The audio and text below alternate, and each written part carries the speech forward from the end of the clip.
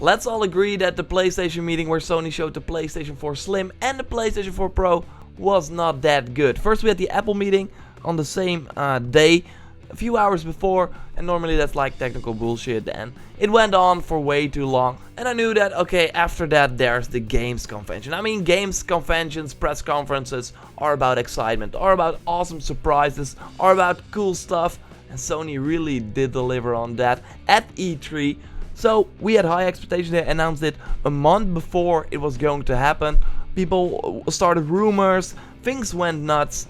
The big thing at the press conference was the PS4 Pro, but how they showed it, how they make you care about this. I was sitting there with a wallet full of money, wanting to spend it to throw it at the TV, but after the press conference I was like, okay, I don't need this. They really focused on the graphical enhancements and on 4K HDR. Okay, looks awesome, but my TV does not support that. Other features include a better share button. That means that you can stream 1080p 60 frames per second to YouTube. Pretty nice. It has a third USB port, so you can charge 3 controllers at the same time because you always wanted that.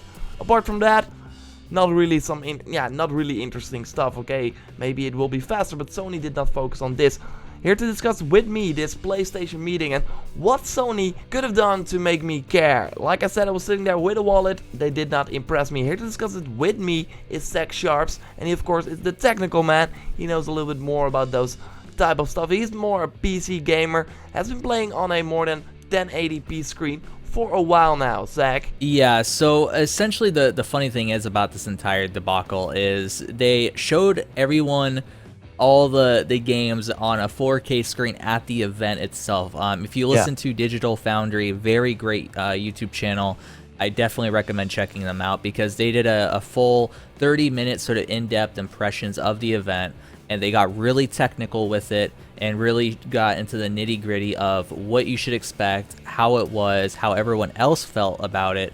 And from what they said, everyone that was there thought that the graphics looked amazing. They looked really good, but everyone who was watching it, including us on a 1080p 60 frames per second stream, or some people are watching on a 720p screen, they didn't really see much of a difference. There was a good bit of difference, I mean, don't get me wrong, but there wasn't that wow factor that a lot of people were expecting, and so that caused rage. Then there was the lack of the 4K Blu-ray player, something that you would think that Sony, knowing that they made Blu-ray, would include in their new 4K sort of gaming machine. But according to one of their head reps, they've started to see more of a trend towards streaming 4K media instead of actually using it through like hard copies. And so I can somewhat understand from that angle, but I still think it definitely should have been in there. As far as the 4K goes, most of what you're going to see on the console itself is going to be 1800p and up. It's not going to be all 4K native. There's no way they'd be able to do that. Most of the native 4K gaming that you'll do on the PlayStation 4 Pro are less graphically intensive titles. I can probably assume that Telltale will probably do native 4K just because it's a Telltale game. There's not really much of a actual hardware demand there, and there's probably going to be other games that do that as well. Elder Scrolls Online has 4K because it's also playable in 4K on your computer, so that's why they were able to do it. Yes, and it's also not a hugely graphically intensive game. It's mainly barred technically from how many people are on the screen at once, so they're probably going to balance things out that way. But most of the game itself is not really that intensive. And so we're going to see a lot of upscaling from 1800p and up. Now you're probably thinking to yourself, oh, everyone caused a huge fuss about this when it was Xbox One. And you're right, everyone did, but for the right reasons. There's a difference between upscaling from 720p up to 1080p or 900p up to 1080p. That is much more evident from on your couch or even a little bit closer to the screen than 1800p to 4K. If you look at any sort of distance to screen visibility chart, you'll see that with 4K, there's not a huge massive difference as much if you're really far away from the display as like say a 1080p or something along those lines that are upscaled, and that's because there's more pixels on the screen. So when you're stretching the higher pixel count, which is 800p up to 4K, you're going to notice less blurriness when you're a bit further away from the display. So the issue that I see this with the conference in general, and the reason why I think that they completely flubbed all of this, is because of the fact that this type of tech is hard to show off on stream, and they should have allowed Xbox, aka Microsoft, to get this negative reaction first, because Microsoft's not going to get a good reaction. I can guarantee that, because you're going to see on a 1080p screen the same type of stuff that Sony did, but all of Microsoft exclusives are going to be coming to PC. So there's not really going to be as much of a, oh, well, there's exclusives on this platform, I'm going to go buy the console that has those exclusives, because with Microsoft, they're making it play anywhere. So if you own a PC already, which is what the PlayStation console, PlayStation 4 Pro, is trying to aim towards grabbing people from, which is the PC sort of market, the Scorpio's just really sort of being like a budget 4K PC in a sense, but it's going to be at a premium price. So it's going to be really interesting how they deliver that. And I don't think that either Sony or Microsoft could reasonably deliver a console that's 4K without everyone being there to see it on display themselves. There's also, to get even more in depth with this, because it's a very complex issue, there's also an issue with people that are like, I just want a game at 1080p 60 frames per second with better graphics. And I agree with you. You should be able to with the PlayStation 4 Pro. It's hardware capable to. The problem is Sony is being arrogant and not forcing developers to do a 1080p 60 mode. And that's a huge problem, because Rise of the Tomb Raider, they already had experimental versions of that, where you had a 4K 30 frame per second mode, you had a, I think it was like a 4K with a little bit more graphics with less frame rate mode. They also had a 1080p 60 frames per second mode, and they had a bunch of different modes that people were able to test out at the conference. That is going to be interesting to see if other devs do that. The problem is Sony's not going to force them to do that. They're allowing them to experiment, and with a console that's releasing in November, that's a big issue. So I think that if Sony forced developers to release a 4K 30 to 60 frames per second, which, let's be honest, it's not going to be able to do that, 4K 30 frames per second mode, and then a 1080p 60 frames per second mode with graphics cranked up, and they made that very clear at the conference, that would have went over way better than what they did, which was a bunch of vague crap, a bunch of promoting HDR when no one was able to actually see the difference on their screens, and having a guy who was putting everyone to sleep out there explaining all of it. It was the worst conference delivery I've seen from them in a long time. Like, I would rather take the PS3 launch delivery over this, because that was at least clear what they wanted to do. It was just priced way too high. This is just completely unclear. Yeah, absolutely. And yeah, now with the VR coming, I mean, that's also hard to market, and this as well.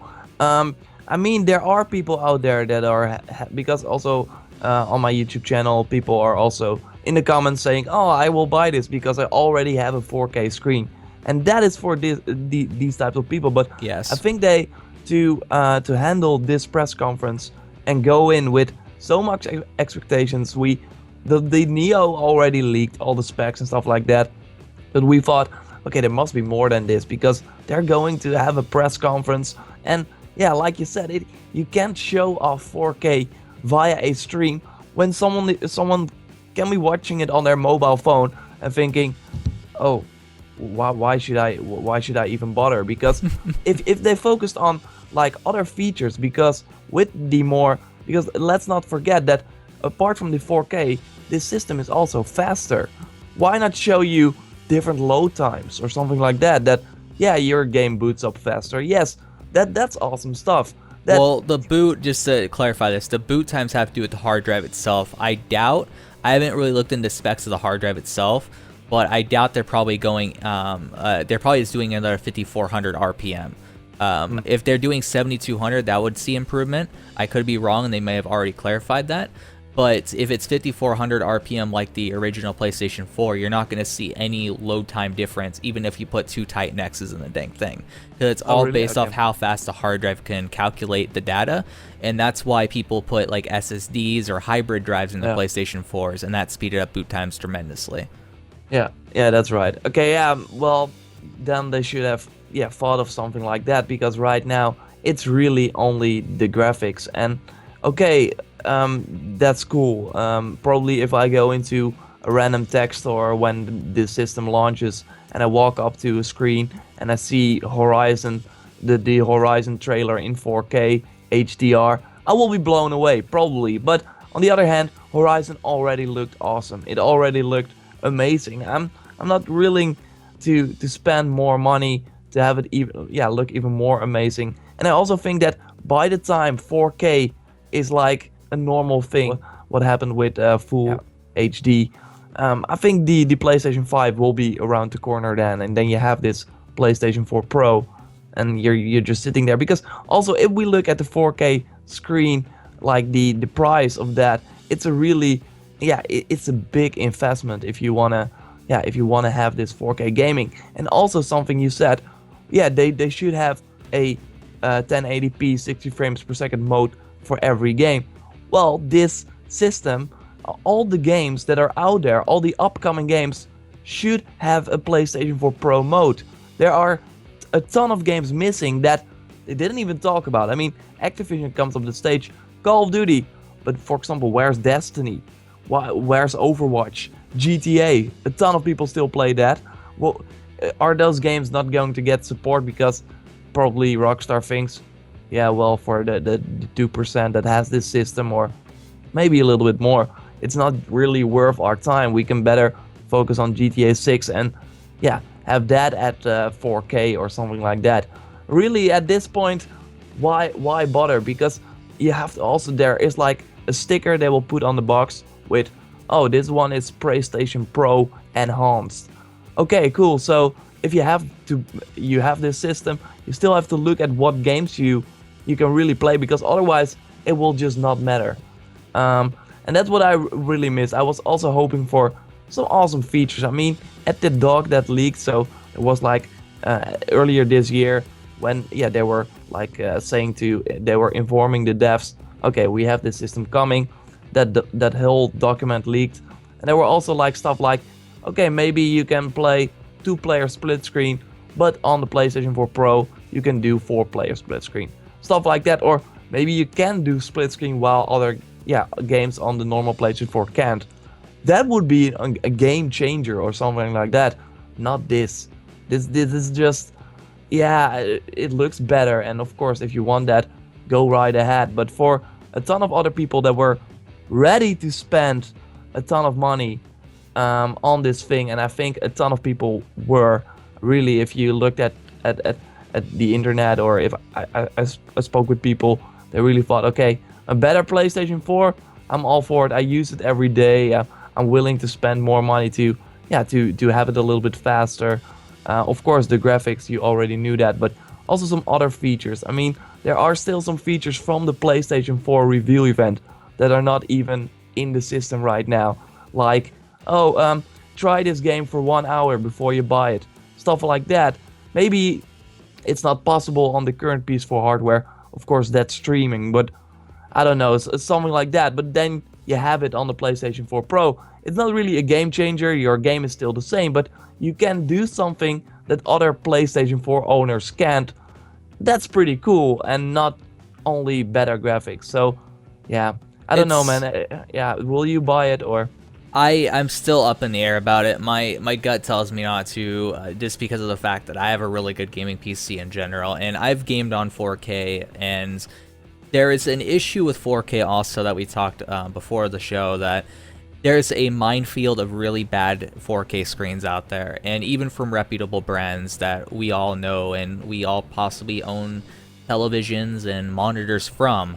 I bought a Samsung 4K TV back at Black Friday of last year, and it was beautiful. The games were stunning. I mean, I cannot endorse 4K enough for gaming once it's at the right level. And I think what Sony's trying to do is basically produce a console for the current 4K market and allow people who maybe are experiencing having to upscale their games from 1080p all the way up to 4K and noticing that it doesn't look that great.